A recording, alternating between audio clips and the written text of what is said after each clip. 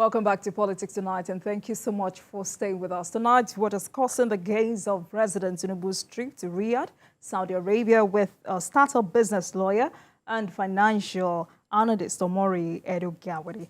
All right, Mr. Omori, let's now look into some of the details. I mean, these deals and the details as it entails. I mean, there were advanced negotiations about a multi-million-dollar infrastructure finance facility from the Islamic Development Bank to fund infrastructure projects in Nigeria. How workable is this? Well, it's workable, but the issue is implementation and follow-up, ensuring that the investment is applied to what is set out to be applied to. Implementation on whose part? Well, implementation on our part as recipients of this investment, and tying in the fine print, the documentation is very key. Oftentimes we celebrate the positives, the investment, without looking at the undertone, right, if any. So, and I'm sure we have a very solid Attorney General and a legal team that is well equipped to review the documentation behind some of these investments. But what's very key is not whether you're investing 100 billion in Nigeria, is if that 100 billion is going to go to the investment and there is adequate strategy in place, mapped out to ensure that you have an impact assessment from time to time, right? It doesn't end with the investment, right? What's the impact? How is it improving where we are? So we look, if in law, something we call the mischief rule. What was the problem before? What is the solution you are providing, right? How is the solution going to solve that problem? And if we don't apply that approach to ensuring that these investments are applied to the issues that we face, we'll just be hearing numbers and seeing projects that really are not impacting in our daily life, right? So impact assessment is very, very, very important. Ensuring that it addresses our key need is very key. So when you say adequate strategy should be in place, what exactly do you mean? The right team to monitor, right? The right investments. Because you see, you tell a foreigner what your pain points are, right? And they do their due diligence quite all right. But at the end of the day, they will follow what you are asking for, right?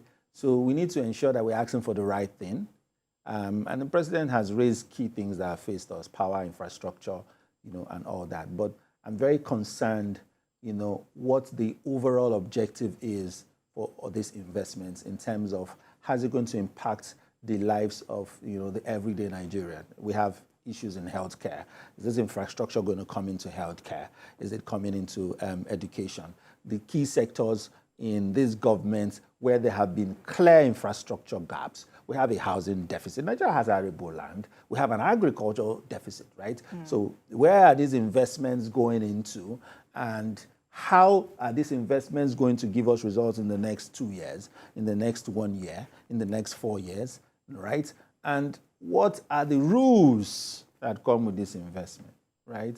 Nobody gives anything free. Something has got to give. So it's important that we understand this. But do we need these investments? Yes. What is the challenge? Whether or not we will apply them as they should be applied. Right. So Nigeria also got a refineries investment from Saudi Arabia. What does this entail?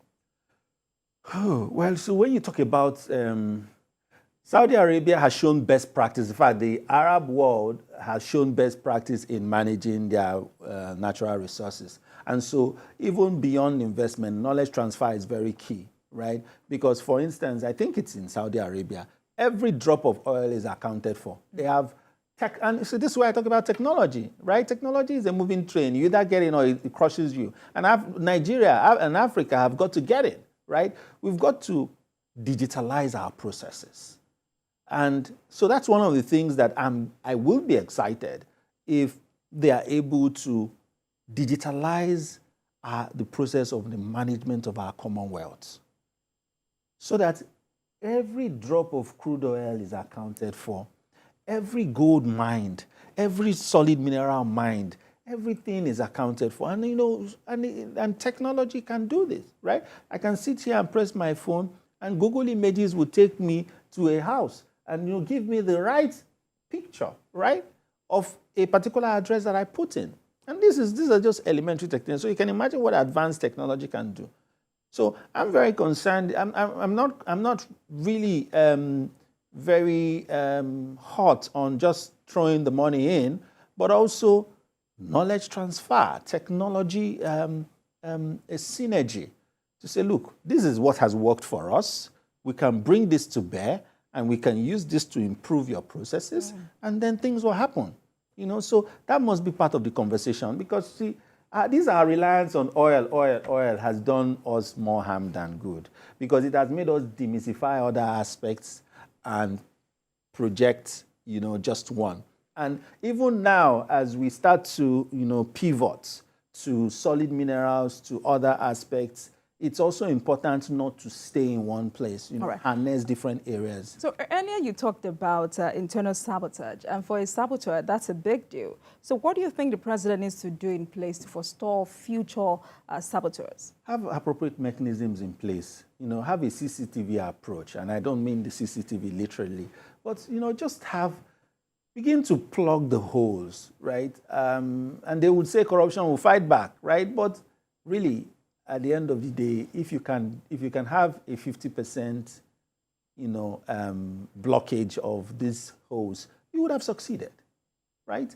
So it's a process, and this is where institutionalization comes in, where you institutionalize mechanisms. I was saying to a friend that I do hope that the Minister of Interior is institutionalizing the processes that are helping him clear this backlog. So you see, the bane of our problem in this country is that we have political office holders come with the Superman effect.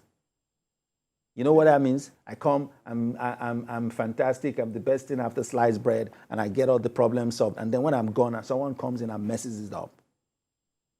And because we don't have institutions. But when you have an institutionalized approach, what you're doing is that you are creating systems in place. Whether you're there or not, those systems will stand. And this is not negotiable. We've got to get this going.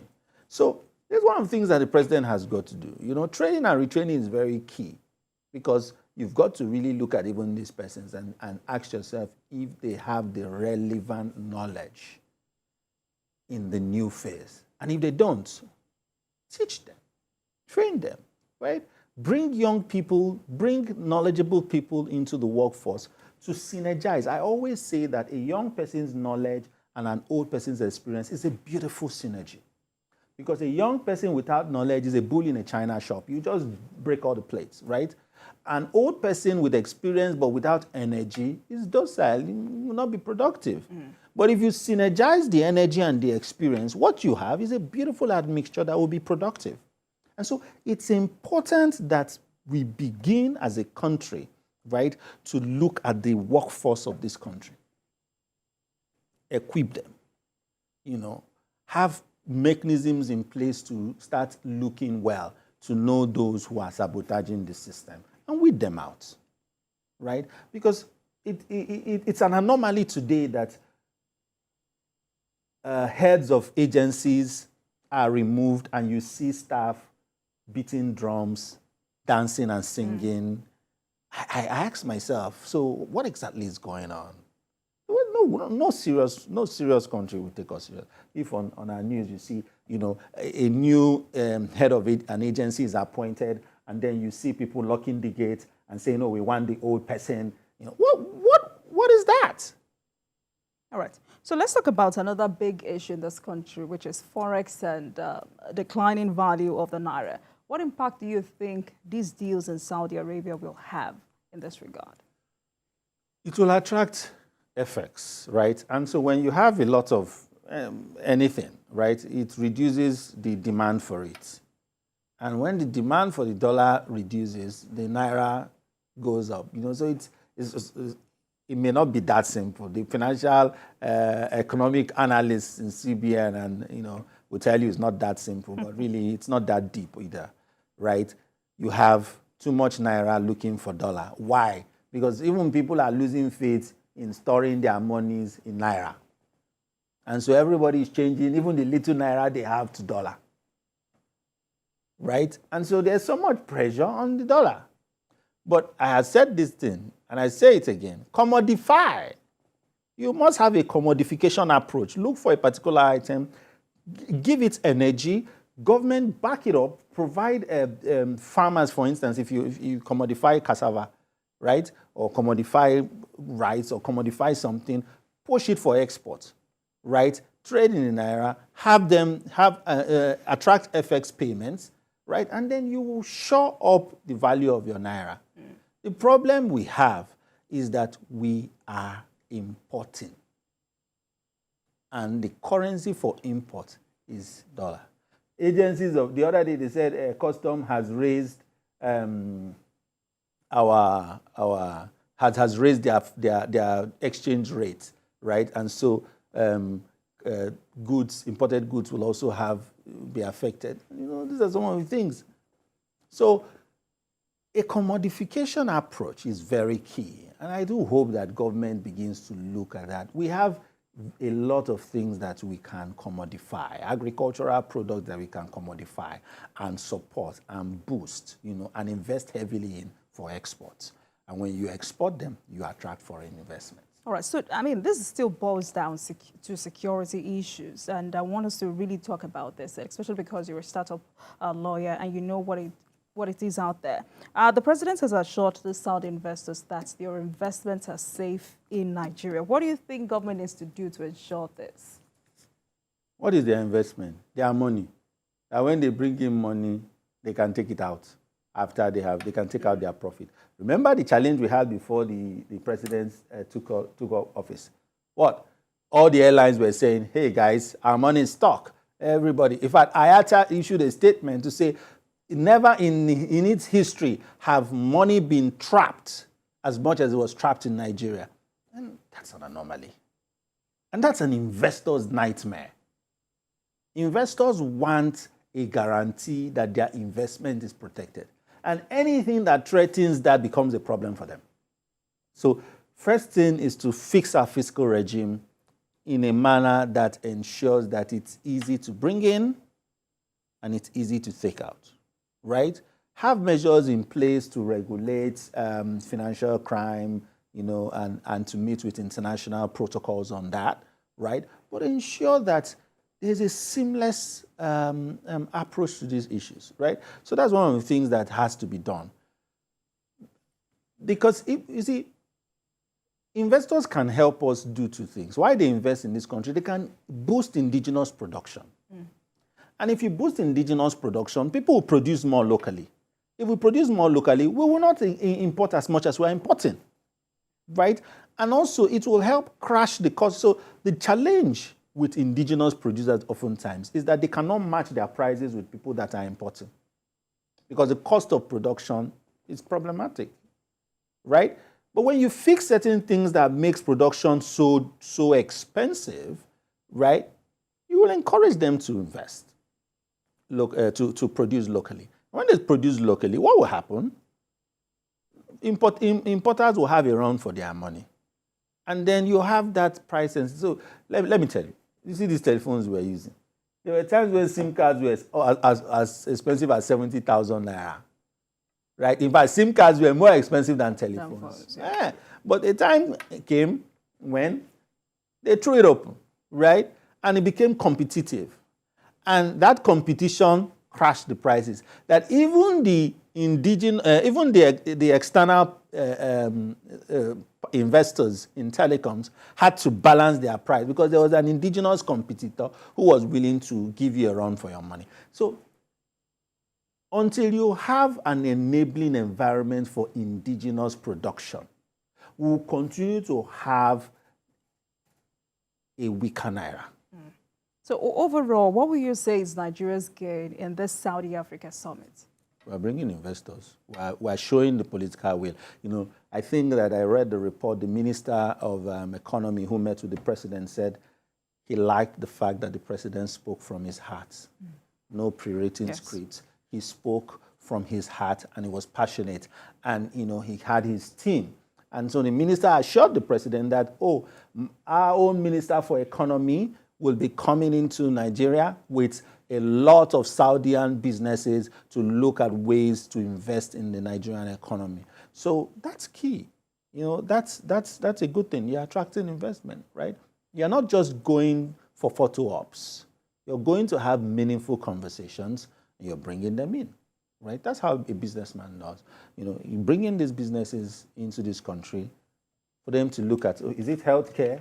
Look, in every sector in this country, we are running below par in terms of production level.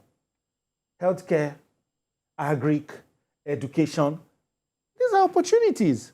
Every day, as we're speaking here, do you know how many people have given birth? Our population is increasing every second. So what are you saying? If you look, if Nigerian Bureau of Statistics gives you the indices, very soon we'll be hitting 300 million people in a matter of decades. These are human beings who are consuming, who are producing, if you enable them. And Nigeria has the capacity to feed the entire African market if they have the right investment, right? And then another thing that the president must do, you see, I like the fact that they're going to the Western world. I like the fact that the Western world is looking at Africa, and Nigeria is at the center stage of that. But it's also important that we begin to also look at our neighbors. Other African countries. I have a pending application to a particular country in Africa that has taken so long. And yet, to France, to the US, to the UK, it doesn't take me 3 weeks. That's a problem. Africa continues, you see, because African leaders are busy second-guessing themselves, trying to outwit themselves in who attracts investment to their country, that they forget that, look, why did we have AFTA? AFTA was to open up the African market, right? Open Africa up, make it a single market, and attract investments. It is easier for businessmen to import from China than to import from their neighboring country. And you see, until you have that concerted funds, investors, the Western world will continue to look at you as an unserious person. So we must, one thing that the president must do, and you can even start with ECOWAS. Let's look at the West African region. Let's open it up a bit more, right? Then go to Africa. Let's give meaning to the Africa Continental Free Trade Agreement. All right. So on the heels of that summit is the issue of visa ban on Nigerians by Saudi Arabia. What exactly is the bone of contention? Visa ban or visa cancellation? Visa ban. Okay. For the airline that went there and they canceled their visas. Well, I think that, you see, everything is competition, and it's the way you carry yourself. Carriage is very important, right? So you have a local airline that has been given the license to fly there. That local airline becomes a competitor to the airline. And this is a failure of Nigeria to invest in a national carrier over time. So what has happened is that we've become one of the biggest markets for every country that has an airline. So the moment you now try to compete with them, they hit you with the hammer. This is not the first. Saudi is joining the queue, right? We're still going back and forth with the United Arab Emirates. At the time, we had that issue with the UK, So we keep having that issue. And we must now look at it. With our numbers, we ought to have a national carrier. And so until we do that, we'll continue to be having all these insults and all these issues. Because it's business. It's a business decision for them. Saudi is one of the most traveled places for people of the Muslim faith. So, and for a country that has the numbers that we have, it's an every airline's delight. So it's chopping into their pocket. They won't like that. So before we go, inflation continues to rise in the country. How can this be tamed? Boost indigenous production, right? By the time you boost indigenous production, you will now have the naira reduced. And when you talk about inflation, what are you saying? You have fewer things seeking you have a lot of money seeking, fewer things. And we need to look at how did we get here? The problem has been, some of the buffers that have been given over time. And then it's no longer convenient to have these buffers, and then we're now faced with some of these challenges. But we've got to now boost indigenous production. Commodification is very key, but also another thing is if you show adequate commitment to repatriating funds, you will have people invest more.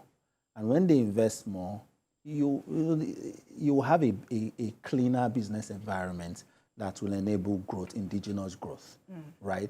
So that's very key. And then also, when you also look at our agricultural, ecosystem, a lot needs to be done in tidying up the logistics supply chain, right? So food is expensive in Lagos. It may not necessarily be expensive in Boko. So what's happening? We have rail. Let's fix that logistics, right? Every day, we saw videos of the other day of hundreds of bags of food being destroyed. Out of time. Thank you so much, Mr. Omori Edoigiawarie, startup business lawyer and financial analyst. Thank you so much for doing justice to this very important discussion. Thank you so much. Thank you for always. You're welcome. And thanks a lot for watching. That's all we have for you today. That marks the end of today's episode of Politics Tonight. But the conversation continues from here. Get in touch with us on Twitter at TVC News NG and at Olajumoke using the hashtag Politics Tonight. We're also on YouTube at youtube.com/TVC News Nigeria. I am Olajumoke Olatuju. See you.